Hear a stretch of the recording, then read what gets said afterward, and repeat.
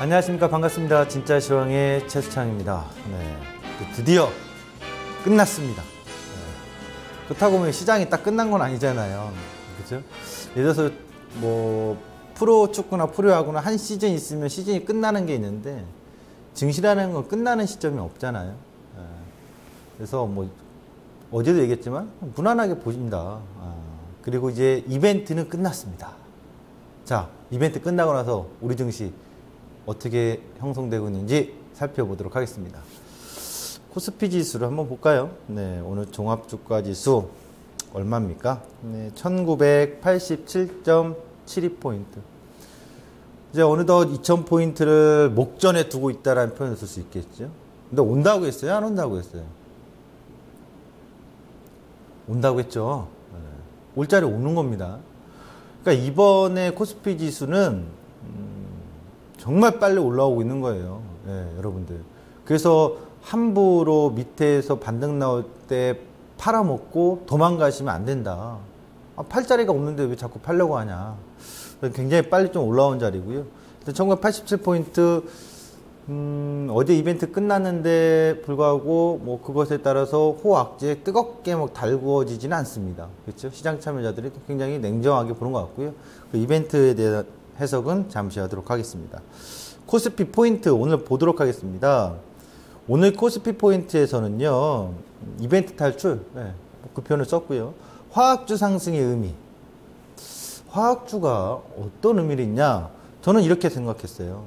화학주가 산업의 쌀인데 굉장히 막 호전돼서 정유주나 화학주들이 막 좋아. 이건 아니더라도 화학주의 상승 의미가 나타나고 있다면 그것은 암시라는 거다라고 볼 수 있는 거죠. 어떤 암시?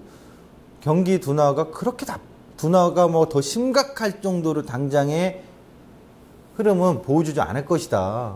그러니까 좀 경기 둔화 우려가 좀 완화되는 걸 암시하는 게 아니냐. 이런 시각을 좀 해볼 수가 있는 거죠. 산업의 쌀이기 때문에. 예. 그리고 화학주가 굉장히 안 좋다면 전방 산업도 굉장히 안 좋은 거죠. 다 안 좋아지는 거죠.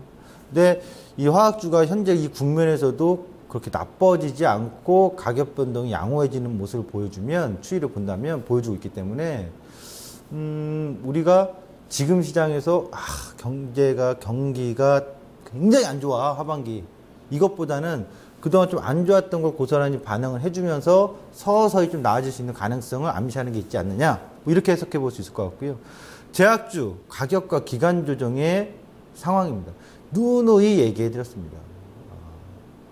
가격 조정 오고 계속 빠질 것 같겠죠? 아닙니다. 또 변동 오고 반등 나오고 그러면서의 가격과 기간 조정을 거치는 국면. 그리고 오늘 하나 더, 삼성전자.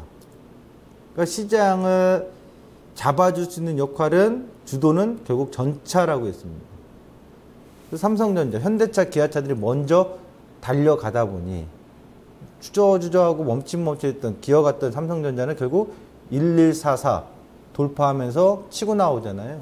그러니까 시장이 크게 밀리지 못하고, 누구나 지금 심적으로, 누구나는 아니지만 어떤 혹자들은 이제 빠질 건데, 빠져야 되는데 이럴 거라고요. 근데 삼성전자의 흐름과 자동차의 흐름만 보더라도 탄탄하죠. 탄탄하다는 얘기보다도 이제 팍팍 빠지는 것보다도 자꾸 꾸역꾸역 야금야금 올라올 회귀자리들 찾아오는 거죠. 이 와중에 화학주가 주저앉지 않고 야금야금 살아나면서 움직임. 그 다음에 제약주 더 빠지는 국면에서 심지어 불안이 있습니다만 계속 가격 변동을 출렁출렁 주면서 힘을 넣어주는 모습. 이렇게 오늘 코스피 포인트를 보시면 되겠죠. 자, 화학주를 좀 더 자세하게 보도록 하겠습니다. 화학주 오늘 흐름들 한번 볼까요? 네, 보여주십시오. LG화학이 대략 1.9%, 대한유화, LG화학, 롯데케미칼, 하나케미칼, OCI, SK이노베이션 2.91%, 금호석유 1.75%, 뭐 이런 식으로 다 움직이고 있어요. 여기서 주목할 것 중에 하나가 이제 또 대형주가 아닌 중소형 중에서 송원산업을 또 주목해 봐야 되겠죠. 송원산업 같은 경우도. 자, 이 설명을 드리는데 이 자료를 하나 보도록 할 겁니다. 먼저 차트를 보기 전에. 나프타하고 에틸렌입니다. 그러니까 정유업체들은 유가하고 나프타의 주목하시는 거고, 화학업체들은 나프타하고 에틸렌에 주목해야 되는 건데요. 최근에 에틸렌과 나프타의 추이입니다. 왼쪽이 나프타, 오른쪽이 화면에 보시는 이것이 에틸렌인데요. 올 상반기에는 나프타나 에틸렌 가격이 올라왔어요. 그러면서 스프레드 가격이 확대되면서 화학업체들의 이익 개선 국면을 맞이했었던, 추정할 수 있었던 국면이었고요. 유가가 또 다시 한번 확 빠졌잖아요. 그러면서 또 이제 에틸렌 가격과 나프타 가격이 거의 전저점을 이탈하거나 하회하는 그 전저까지 왔다가 현재 이 국면에 있는 거죠. 그래서 보시면 나프타, 에틸렌의 스프레드 가격, 톤당 스프레드 가격 보면 결국 나프타하고 에틸렌의 차이거든요. 가격차.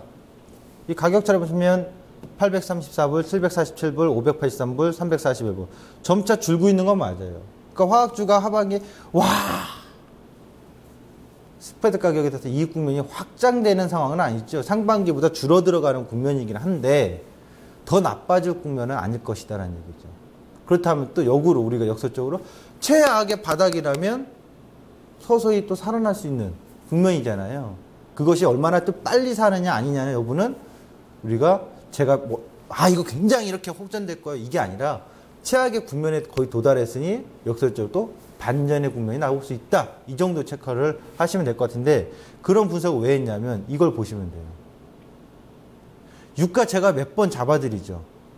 제가 유가 전문가가 아니라서 매번 디테일하게 잡지 않습니다만 큰 틀의 추이를 잡아드릴 때 이 국면에 있을 때 7월달, 6월달 있을 때 뭐라고 했어요? 이거 70불, 80불 못 가요. 불곡입니다. 올해 유가는 제가 봤을 때는 36불에서 60불 사이에 불곡 구간에 있을 것이다. 또 55불 얘기도 했었죠. 그 안에 있기 때문에 이렇게 가는 게 아니라 눌렀다가 이렇게 올라오고 내리고 한다. 그 이 바닥권에서 계속 빠지는 게 아니라 이렇게 움직인다. 그리고 급등 나왔다고 해서 제가 뭐라고 했어요?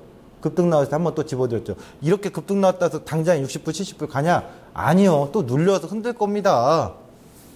기억나시죠? 그런 흐름을 지금 보여주고 있잖아요.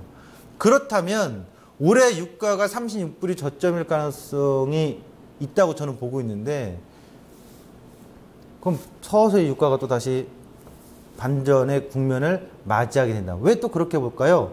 한 가지 해석을 해보라면 오펙 회원 국가들이 6월에 정례회의가 끝나고 긴급 소집 한 번 했었고 12월에 정례회의가 있거든요. 그 시점에서는 또 감산 얘기가 좀 더 나온다면 확정적으로 유가는 빠지겠어요? 서서히 오를 국면을 맞이할 수 있는 어떤 이슈적 모멘텀이 대기하고 있다는 얘기죠. 그래서 지금의 에틸렌이라든가 나프타 가격에 계속 안 좋은 하향의 소식을 접하면서 아이고야 죽었구나, 계속 안 좋구나, 이거보다는 그래? 반전이 나올 수 있겠구나, 이걸 추정해 볼 수 있다 이거죠. 그래서 제가 화학주를 그렇게 이야기를 한 겁니다. 암시를. 그럼 잠깐 차트를 한번 볼게요. 화학주 주가에서 벌써 돈의 냄새가 빨리 나잖아요. 돈이 가장 빠른 냄새를 보여주는 건데 화학주 LG화학, SK이노베이션 보도록 하겠습니다. 아니 에틸렌하고 나프타가 그렇게 안 좋아서 바닥 찍고 막 전저점 깼으면 예를 들어서 영향력 큰 롯데케미칼이라든가 LG화학은 저점 깨러 가야죠. 맞지 않습니까? 주가 추이를 한번 대입해 봅시다. 아까 보셨다시피 에틸렌 가격이 막 올라갔어요. 그럼 LG화학 올라오고 있어요. 여기서 대표적인 게 또 롯데케미칼이니까 롯데케미칼도 같이 볼게요. 롯데케미칼도 에틸렌 상승 국면에서 막 올라왔죠. 그럼 지금 이 시점으로 주가로 에틸렌 가격은 이 시점 작년에 4분기 시점까지 빠졌잖아요. 그렇죠? 여기서 아까 그 차트 한 번만 보여주셨어요? 에틸렌하고 나프타 가격 추이? 비교를 잘 보자고요. 잊어버릴 수도 있으니까 그림을 보십시오. 에틸렌 가격인데 전저점 때까지 빠졌다가 지금 반등 나오고 그러면 주가도 안 좋았으니까 빠져나가야 될 거 아니에요. 앞으로 더 안 좋을 거라면. 근데 주가 추이를 한번 볼까요? 왜 안 빠져요? 롯데케미칼 LG와 에틸렌의 가격의 추이를 추정을 한다면 빠져나가야 되는데 왜 안 빠질까요? 그리고 수급 자체도 기관들이 LG화학 들어와 주고요. 롯데케미칼은 기관도 들어오고 단기적으로 기관도 들어오고 외국인도 들어와 주고. 그러면 이 얘기는 역설적으로 아까도 했지만 더 밑으로 내려가는 것보단 에틸렌 가격이나 나프타 가격 반전의 가능성이 있구나라는 시점. 그러면 주가 자체도 보시면 단기적으로 어떻습니까? 8월에 저점에서 서서히 올라오고 있잖아요. 그럼 하반기 자체에 고점으로 얼마나 많이 세게 달릴지 여부는 아직 불투명하고 불확실하지만 어떻습니까? 저점을 일단 잡아놓고 막아놓고 있다라고 봐야 되겠죠. 이런 점에 있어서 경기대에서 그런 암시를 좀 하고 있는 게 아니냐 이렇게 좀 보시면 될 것 같습니다. 그다음 SK이노베이션을 하나 더 볼까요? SK이노베이션은요 이 가격을 계속 요즘 정유주 잡아주고 있고요. 전 여기를 본다고 봐요. 11만 원대 와야 돼요. 찍어줘야 될 자리거든요. 그리고 여기 하나 더 있어요. 여기 7월 달에 갭방구가 나 있는 자리가 있는데요. 기억하기 쉽게 갭방구로 한 거고요. 갭이 하나 있는데 갭 전에 이 7월 달 최대 거래량 터진 자리가 있어요.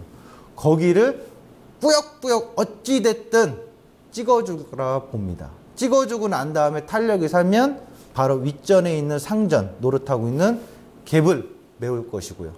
그렇게 포인트를 보시면 될 것 같습니다.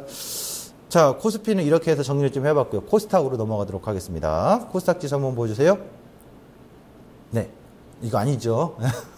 코스닥 지수 한번 보겠습니다. 지수는 크게 신경 쓰지 말자. 예, 뭐 680대 뭐 꾸역꾸역 뭐 왔다 갔다 합니다.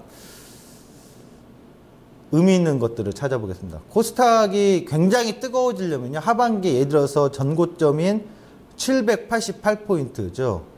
넘어서려고 한다면 어떠한 일이 생겨야 될까요? 예상을 해보면 이래야 되겠죠.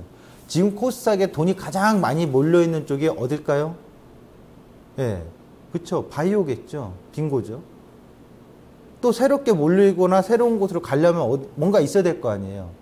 그러니까 기존의 코스닥이 막 뜨겁게 올랐을 때 초반에 반도체 쪽으로 몰렸다가 그 반도체를 확 뺀 게 아니라 서서히 차익 실현 주고 이 상황에서 새로운 물이라고 하기보다는 기존에도 물이 조금씩 찼는데 더 확 물을 갖다 부은 게 있었죠. 그게 누구예요? 바이오죠. 그러니까 코스닥 지수 전체적으로 이렇게 뜬 거죠. 이 상태에서 다시 가라앉았죠. 펌프질 해가지고 바람을 넣어야 될 거 아니에요. 그럼 바람을 세게 넣으려면 더 세지려면 어떻게 해야 돼요? 바이오도 다시 살아나고 새로운 것도 바람을 넣어줘야 되겠죠. 그럼 새로운 건 어딜까요? 보도록 하겠습니다. 코스닥 포인트를 보시면 저는 이렇게 봤습니다. 하반기는 핀테크하고 사모니터는 지난번에 한번 언급해드렸죠. 그럼 이게 새로운 물이 되는 거고요. 풍선에 바람을 넣어주는 거. 그럼 돈은 또 일로 몰리고 있겠죠. 그러면서 더 뜨겁게 달궈주려면 바이오도 같이 펌프질 해줘야 되죠. 전고점은 시원하게 못 돌파하더라도 너무 많이 빠졌어. 실적에 근거는 없기 때문에 빠지는 건 당연하지만 돈이 몰렸을 때 와장창 빠지지 않으니까. 당장 상장폐이 됐고 아닌데 고점 대비 100% 빠진 일이 있겠습니까? 상장폐이 되면야 빠지겠지만 그게 아니면 우리가 알고 있는 오래전에 몇백 년 전에 살아계셨던 피보나치 할아버지가 알려줬던 피보나치 수열이 있잖아요. 중심값이라는 게 그런 거거든요. 피보나치.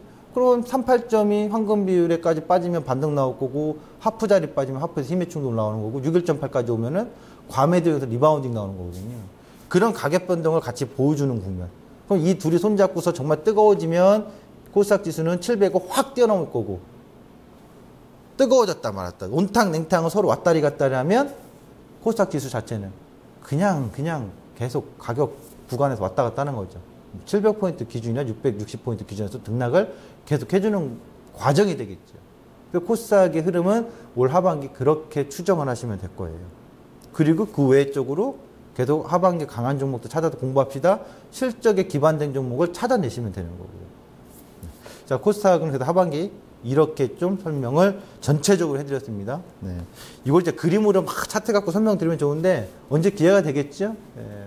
뭐 무료 공개 방송이라든가 강연회가 있으면 설명해드리겠는데 일단 그런 흐름의 모습들이 나타나고 있는 것이다 라고 보시면 되겠고요. 자, 핀테크 사모니터를 한번 점검해 보도록 하겠습니다. 주가를 한번 싹 볼까요? 관련주들을 한번 보여주세요. 띄워줄 수 있으시면. 네. 한국정보인증 나오고요. 유비발럭스, 코나, 아이모, 아모텍, 다우데이터 나옵니다. 쭉쭉쭉 보시죠. 네.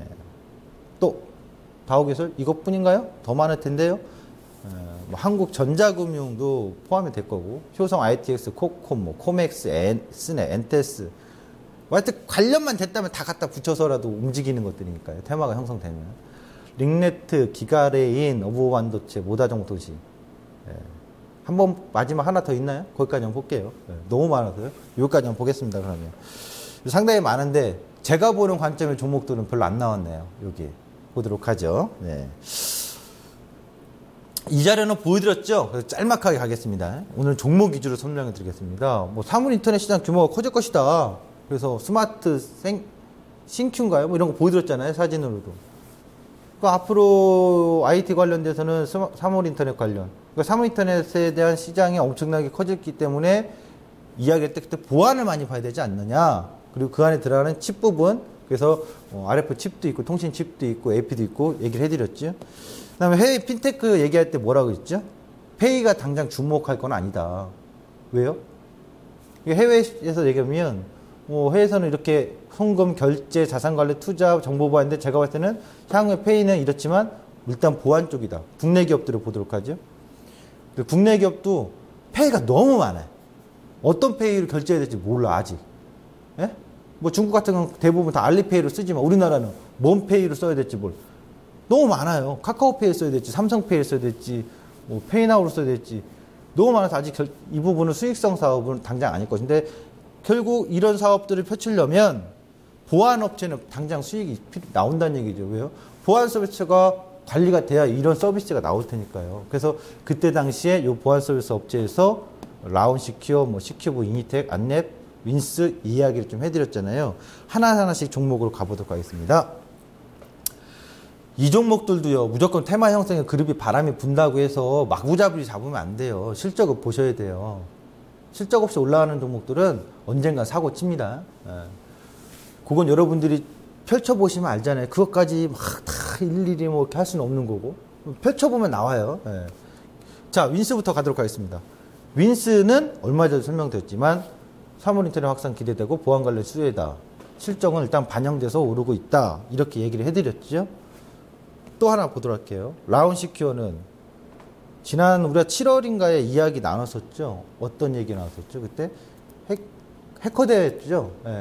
그래서 그 대회에 참여해서 이슈화가 되고 있는데 이 종목도 주목을 해야 된다. 모바일 보안 솔루션 업체의 특징이다. 근데 이거 기술적으로 좀 잡아드릴 거예요. 설명을. 이 종목분들의 기업 분석을 공부하려면 시간이 많이 할애되니까. 특징은 거래량이 이 종목을 잘 보셔야 돼요. 이런 종목 테마 형성 때는 거래량은 숨길 수가 없단 말이죠.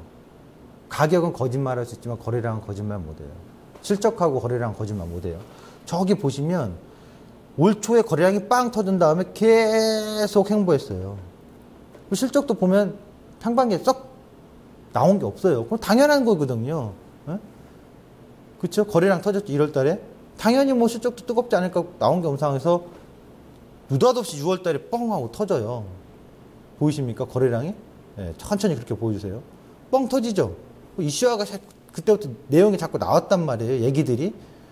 그러면서 어떻습니까? 다시 그 자리를 띄우고 이 자리 지지받고 또 거래량 터뜨리고 누르지만 지지 거래량 터지면서 땡겨요. 라운시큐어는 거래량 터뜨리고 띄운 다음에 자기 거래량을 지지하면서 다시 튀고 튈 때는 거래량 터지는구나. 거래량 터진 다음에는 막 달려드는 게 아니라 어때요? 터진 다음에 또 고점에서 차익 매물 나오는구나. 이런 거 계속 반복하잖아요. 그러면 오늘도 거래량이 굉장히 많이 터진다면 막 달려들어야 돼요? 그건 아니겠죠. 또 타이밍을 기다렸다 눌림목을 기다리는 거죠. 그렇게 보시면 되고 또 보도록 할게요. 이니텍입니다. 이니텍은 KT 계열의 정보보안, 금융 IT 서비스랍니다. 이것도 관련이 있죠. 핀테크나 사무인터넷에. 근데 보시면 이 종목도 거래량이 기준이라고요. 올 초에 2월 달에 빵 하고 띄웁니다. 거래량을. 그렇죠? 뭐 실적이 이 회사는 그래도 기본이 돼요. 아까 라운시큐하고 좀 다르고. 근데 거래량 띄운데 어때요? 쭉 누르죠. 역시 실적이 1분기에 뭐 27억, 영업이익이 한 30억대 초반이니까 뜨겁지 않으니까 확 뜨지 않는데 2분기는 영업이익이 확 증가했거든요. 그러니까 서서히 2분기인 4, 5, 6 실적 발표하는 시점에서 서서히 만들어지고 거래량 지지받고 띄우고 거래량 띄운 자리까지 누르지만 지지받고 띄우고 거래량 터트리면서 가잖아요. 근데 거래량이 터졌다는 얘기에서 달려드는 게 아니라 시세가 폭발하면 거기서 단기 고점 나오고 슬슬 또 누르고 다시 또 행보 지지지지 하다가 탕 거래량 터지면 띄우고 이런 흐름을 계속 보여주고 있죠. 유니텍도. K사인 보겠습니다. K사인은요. 빅데이터 개인정보 DB 사업의 암호화 사업을 하고 있거든요. 그래서 이 회사는 초반에는 그렇게 뜨겁게 달궈지지 않았어요. 거래량이 없었거든요. 근데 하반기에 아까 라운시케 해커데이 나오고 뭐 그런 이슈가 나올 때부터 그리고 우리가 제가 얘기했지만 상반기에는 세스, 하반기에는 IFA, 베를린 가전 박람회. 그러니까 그 전후에서 항상 그런 이슈들이 되는 것들이 테마가 형성이 돼요. 전후에서 거래량을 탁탁 터트려요. 터트려 놓고 올려놓고 이유는 없거든 당장에. 뭐야 이거 실적이 뭐 그렇게 나오는 것도 띄워놓고 흔들어 놓고 거래량 빵 띄우고 이 자리까지 지지받고 또 띄우고 흔들어 놓고 이러고 있죠. 그 테마 그룹이 형성되면 저런 흐름들이 거의 밸런스가 비슷하게 나온단 말이에요. 하나 더 SGA를 보도록 하겠습니다. 한국전자금융이 지난번에 제가 포스 업체 인수한 것 때문에 이렇게 막 급등 나가고 있다고 했잖아요. 이 회사는 이제 포스 업체 보안 솔루션, 포스 업체에서 이제 페이 결제하려면 보안 솔루션 필요하거든요. 그 솔루션 사업을 진행을 하고 있거든요. 이 회사도 거래를 보시면 거래 갖고 대응이 되는 거죠. 보세요. 초반에 벙 뛰었어요. 붕붕붕 뛰었죠. 거래량 터진 다음에 쫓아가는 거 아니에요. 터진 다음에 기다리는 겁니다. 기다렸더니 이 자리를 역시 닿진 않았지만 지지 형태로 만들어주고 또 거래량 터뜨렸더니 막 갈 것 같지만 전고점 돌파하고 또 지지지지. 거래량 터졌는데 쫓아가면 돼요, 안 돼요? 안 되죠. 기다려야죠. 결국 거래량 터진 지점에서까지 질질질 빼고 나서 어때요?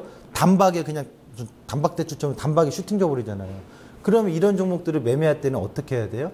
거래량이 터진 지점 근접을 하면 매수 관점 보고 거래량이 빵 터지면 그래 뭐 먹고 튀지 이렇게 관점으로 대응하는 흐름들을 볼 수가 있었죠. 하나의 노하우예요. KIX까지 볼게요. 네, 보도록 하겠습니다. KIX IDC 데이터 사업을 하거든요. 이 종목도 마찬가지예요. 거래량의 기준으로 움직이고 있죠. 또 하나 볼까요? 와이솔. 이 종목은 뭐 얼마 전에 설명했지만 소필터, 사무인터넷 관련돼서도 들어갈 거고 모바일도 마찬가지고요. 실적 우수하면서 지지받고 올라가는 같은 종목군들이다. 이렇게 보시면 됩니다. 시장 이슈로 가도록 하겠습니다. 오늘 테마그룹들의 특징을 기술적으로 어떻게 봐야 될지 아셨겠죠? 정리해서 마지막 코멘트 해드리면 거래량 막 터졌을 때 쫓아가서 덤비면 돼요, 안 돼요? 이 시간에 또 덤비고 있으신 분이 계실 거예요. 막 이렇게 막 안 되는 거죠. 네, 참고하시기 바랍니다. 시장 이슈는 FMC 금리 동결 다 아는 소식이기 때문에 제가 더 강조하지 않습니다만 뭐 이게 아이고 지연됐으니까 이게 큰일 났다. 또 다음에 이거 안 좋아서 지연됐나 보다. 경기 둔한가 보다. 아 이거 또 숙제가 남아있는데 아유 골치 아파. 뭘 그렇게 어렵게 생각하세요. 단순하게 생각하시면 돼요. 네. 인상을 할 건데 지연해놨잖아요. 딜레이. 그럼 금융충격 완화됐다는 얘기죠. 당장에 악재 나올 만한 게 있어요?